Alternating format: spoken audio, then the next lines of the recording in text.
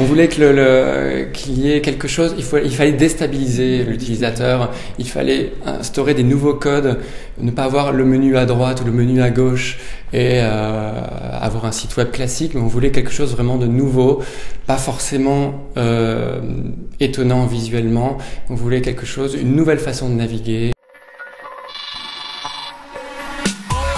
Une unité entre l'image et le son qui existe assez peu sur les sites. Une utilisation du son à la fois de façon illustrative, mais aussi de façon ergonomique. Le son est génératif sur le site, c'est-à-dire qu'à chaque visite, on a une piste sonore totalement différente et il est impossible d'avoir deux fois la même chose, d'avoir deux fois la même visite. Donc, s'il n'y a aucun moyen de retrouver la même chose, c'est vraiment une visite unique à chaque fois. De participer au festival TTA, ça permet aussi de voir d'autres œuvres, d'être confronté à d'autres idées, d'autres points de vue, d'autres utilisations du son. On voulait aussi se confronter à un public, parce qu'on n'a pas eu énormément de retours en France. On voulait se confronter à un public assez divers, donc le public européen.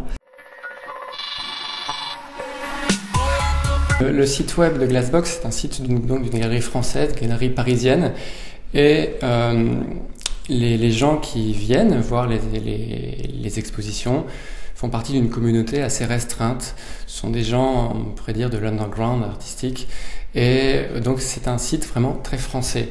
Et on voulait lui donner une dimension beaucoup plus internationale, le faire connaître par d'autres personnes que cette communauté d'amateurs d'art.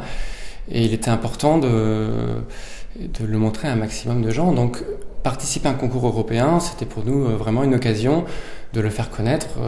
Déjà là, de le faire connaître par des gens de tous les pays d'Europe, et puis ensuite peut-être à travers du CD-ROM, du DVD-ROM, du livre, de faire une promotion encore plus large.